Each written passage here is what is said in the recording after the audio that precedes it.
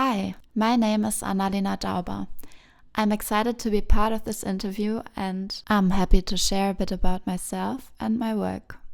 I work with found objects and discarded materials, creating hybrid forms that blur the line between natural and artificial.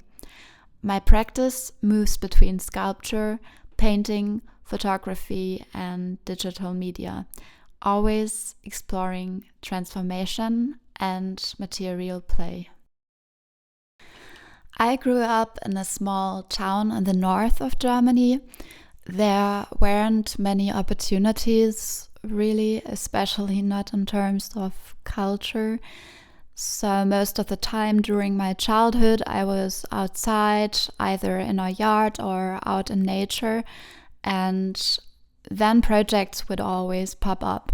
At one point, I had an old out-of-service caravan, and I was constantly changing and reworking things on it, driving my family crazy.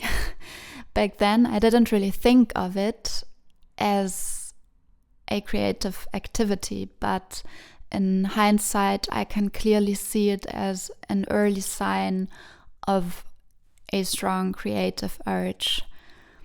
What shaped me most was definitely being close to plants and animals. That was something my parents and grandparents also deeply valued and passed on.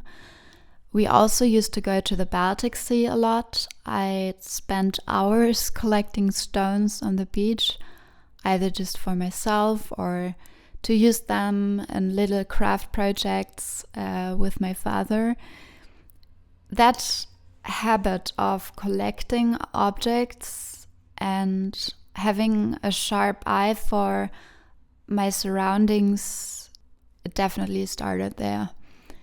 Later, I studied philosophy and English in a bigger city near the Baltic Sea, and the theoretical and literary influences from ecology, ontology, and cultural studies now find their way into my work. They laid the fertile ground. For instance, I'm particularly interested in subjects I also dedicated lots of my time during my studies, such as the boundaries between subject and object, human and non-human, and the shifting space between natural and artificial materiality. That's a hard one to list. I go to museums, galleries, and concerts regularly. I'm also really into literature and film. So influences are constantly overlapping and mixing. Past and present flow into one another. You tend to have favorites in different art forms, often because you've already spent a lot of time on getting to know their work. I could name quite a few, but it would be incomplete either way. What matters to me is that I stay curious, that both the art world and everyday experiences keep shaking up and refreshing my work again and again.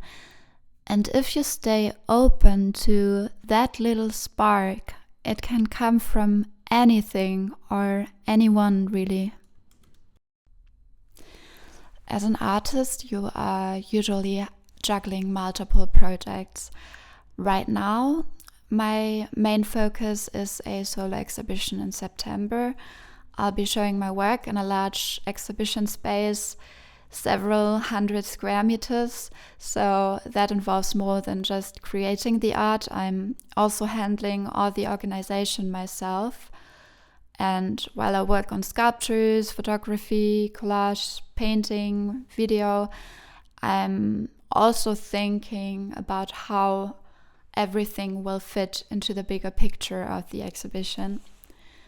The focus in terms of media shifts organically. I try to leave space for a chance and intuition.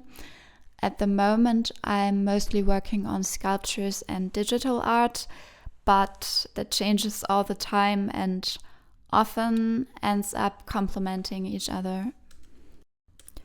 It's hard to generalize. There are plenty of challenges in being an artist, so everyone probably has their own specific struggle. But what I can say is artists have always had to fight to keep their practice going, whether it's against economic pressures or societal expectations. There's still a lot of questioning around the value of artistic work. And even though Germany has a relatively strong funding landscape compared to other European countries, it's currently under pressure, and we can feel that especially here in Berlin. Art keeps being treated as negotiable instead of being recognized as a fundamental part of a modern democratic society.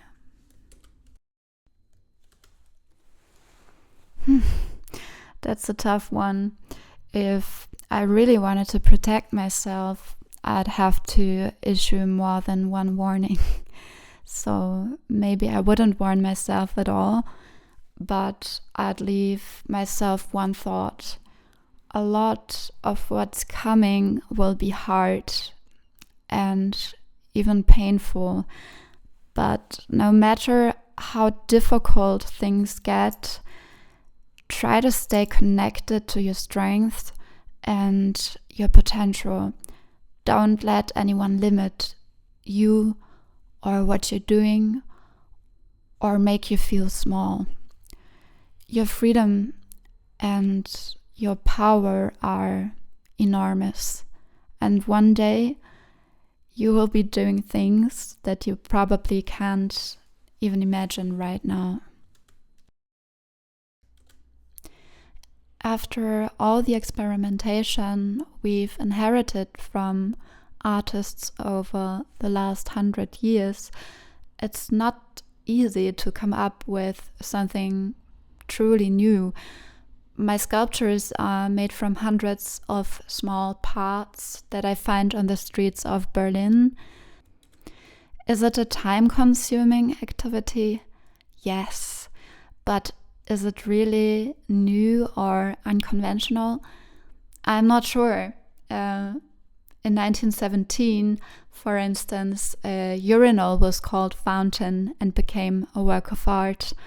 And that kind of radicality still raises questions about what art actually is, even now. I think that with the rise of digital media, the process of art making has moved even more into the spotlight. I work a lot with transformations, moving between different media.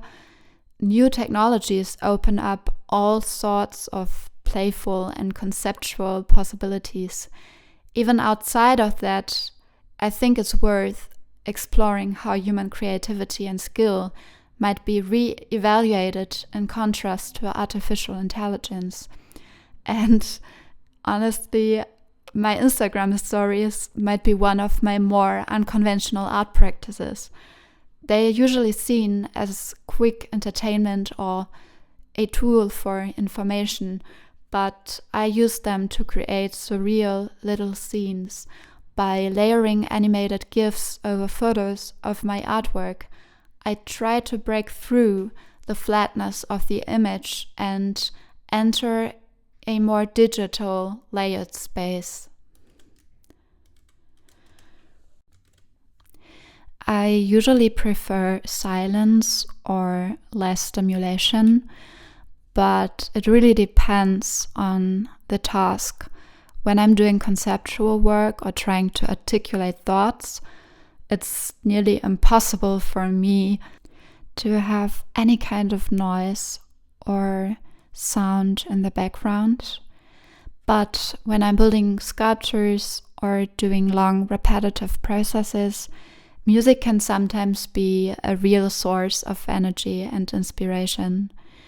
And sometimes I'll also listen to podcasts, mostly ones that relate to my work or spark new ideas. Most reactions so far have been pretty polite and well-meaning, but one comment really stuck. Years ago, I showed some of my drawings to an art professor. He called it juvenile surrealism. Totally meant as an insult, but honestly, I'm grateful for that catchy label. I think what's so special about art is that it doesn't aim for direct communication between artist and viewer. My work is full of meaning for me, of course, otherwise I wouldn't do it. But how boring would it be if it could all be boiled down to a single message, especially one I made up myself? Art doesn't work like a statement. It exists on its own, and people can see something in it or not. And once it's out there, that's no longer up to me. That said, I do believe the act of engaging with something unfamiliar, like a piece of art, can help sharpen our sensitivity for the world and its strangeness. First of all, thanks everyone for listening. I suppose there are lots of artists among you, so I wish you all the best for your work. And thank you, Stan, for the invitation. I really enjoyed answering your questions, and I wish you all the best going forward. As I mentioned earlier, my exhibition will be in September. You can find the exact time and place on my website and on my Instagram account. My Instagram name is ANN_LENELLE.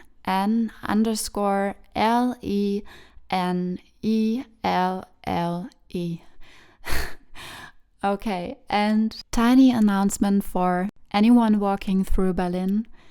Keep an eye on your stuff, or it might end up in one of my artworks.